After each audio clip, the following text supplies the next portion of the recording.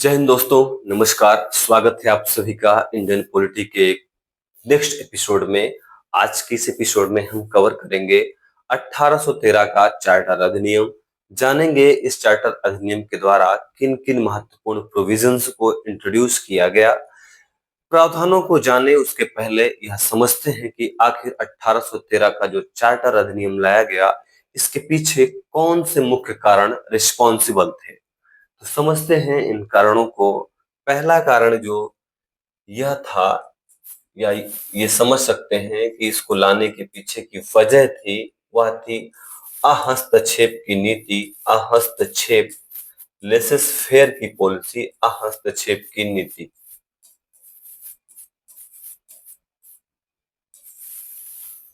अहस्तक्षेप की नीति या लेसेस फेयर की पॉलिसी कहती है कि सरकारी नियंत्रण से मुक्त निजी व्यापार वाणिज्य को प्रोत्साहन देना या निजी क्षेत्र का विकास करने की जो पॉलिसी है, उसे हस्तक्षेप की नीति कहते हैं। क्योंकि भारत में ब्रिटिश ईस्ट इंडिया कंपनी के द्वारा व्यापारिक गतिविधियां संचालित की जा रही थी, जिसमें कुछ चुनिंदा लोगों को ही व्यापार करने की छूट थी, और ब्रिटेन की सरकार पर इस बात का दबाव था कि अन्य ब्रिटिश व्यापारियों को भी भारत में व्यापार करने की छूट प्रदान की जाए। तो उन पर दबाव था कि आप लेसेस फेयर की पॉलिसी का पालन कीजिए। तो 1813 का चार्टर अधिनियम लाने के पीछे एक महत्वपूर्ण कारण बना हस्तक्षेप की नीति। दूसरा महत्वपूर्ण कारण ये समझ सकते हैं कि नेपोलियन के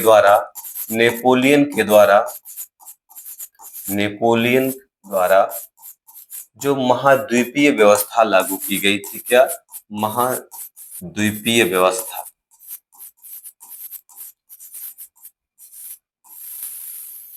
नेपोलियन द्वारा ये जो महाद्वीपीय व्यवस्था लागू की गई, इसका जो मेन फीचर्स था या मेन थीम था या जो मुख्य उद्देश्य था, वह यह था कि ब्रिटेन की आर्थिक नाकेबंदी करना है। किसकी?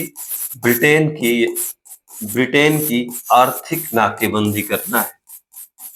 आर्थिक नाकेबंदी करना है मीन्स ब्रिटेन की अर्थव्यवस्था को तबाह करने के लिए, ब्रिटिश वस्तुओं को यूरोप में ना बिके उनको रिप्लेस करना और फ्रांस को एस्टेब्लिश करना, कुल मिला के ब्रिटेन को निगलेक्ट करना, तबाह करना मेन उद्देश्य था महाद्वीपीय व्यवस्था का। ये दो महत्वपूर्ण कारण हम समझ सकते हैं कि 1813 का चार्टर क्यों लाया गया। अब हम समझते हैं 1813 के चार्टर के मुख्य प्रोविजंस को। पहला प्रोविजन ये किया गया कि जो कंपनी का व्यापारिक एकाधिकार था, इसको बहुत ज्यादा कम कर दिया गया। अब कंपनी के पास केवल दो, चाय और चीन के साथ मात्र एकाधिकार बचा। किसका? ईस्ट इंडिया कंपनी का केवल एकाधिकार बचा। किस पर? चाय और चीन के साथ व्यापार पर। शेष अन्य सभी स्फीयर में सभी लोग व्यापार कर सकते थे या सभी को व्यापारिक छूट प्रदान कर दी गई। तो पहला प्रोविजन ये किया गया कि कंपनी के पास अब दो क्षेत्रों में, चाय और चीन के साथ व्यापार करने का एकाधिकार बचा। से सभी स्फीयर में सभी ब्रिटिश व्यापारी व्यापारिक गतिविधियां कर सकते थे। दूसरा महत्वपूर्ण प्रावधान इस एक्ट के माध्यम से यह किया गया कि ईसाई मिशनरियों को भारत में ईसाई धर्म के प्रचार की खुली छूट प्रदान कर दी गई। मींस अब भारत में वह ईसाइयत से संबंधित सारे प्रोपोगेंडा को इजिली एक्टिविटीज कर सकते थे, अपने धर्म के बारे में लोगों को बता सकते थे, लोगों का धर्मांतरण भी करा सकते थे। तो ये दूसरा महत्वपूर्ण प्रावधान किया गया। तीसरा महत्वपूर्ण प्रावधान इसमें यह हुआ कि 1 लाख रुपए पर एवरी ईयर्स, प्रत्येक साल या हर साल 1 लाख रुपए प्रत्येक वर्ष भारतीयों की शिक्षा हेतु आवंटित करने का प्रावधान किया गया। मीन्स 1 लाख रुपए भारतीयों के शिक्षा दीक्षा पर खर्च करने का प्रावधान किया गया। चौथा महत्वपूर्ण इसमें जो प्रोविजन ये किया गया कि जो लोकल गवर्नमेंट्स थी, मीन्स लोकल गवर्नमेंट को, मीन्स स्थानीय स्थानीय सरकार को व्यक्तियों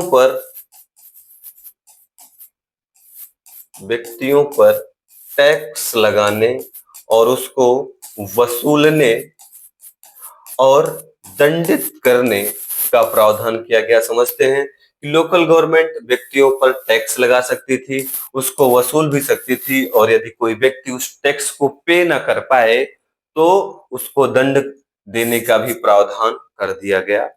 अब कुल मिला के ये 4 महत्वपूर्ण प्रावधान किए गए, और इससे एसेंस यह निकलता है कि ब्रिटिश ईस्ट इंडिया कंपनी का जो व्यापारिक एकाधिकार था उसको कम किया जा रहा है और ब्रिटिश प्रभुत्व को स्थापित किया जा रहा है। किसको? ब्रिटिश प्रभुत्व को स्थापित करने के लिए 1813 का जो चार्टर अधिनियम है वह माना जा सकता है। और इसके माध्यम से, चूंकि वो गाइड कर रहे हैं या उनको गाइडलाइन दे रहे हैं कि आप चीन के साथ व्यापार करेंगे और चाय का आपका व्यापार रहेगा, बाकी सारे स्फीयर में सभी व्यापारियों का व्यापार होगा या सभी लोग व्यापार करेंगे। तो आज के इस एपिसोड में इतना ही। नेक्स्ट एपिसोड में हम फिर मिलेंगे, तब तक के लिए नमस्कार, जय हिंद, जय भारत।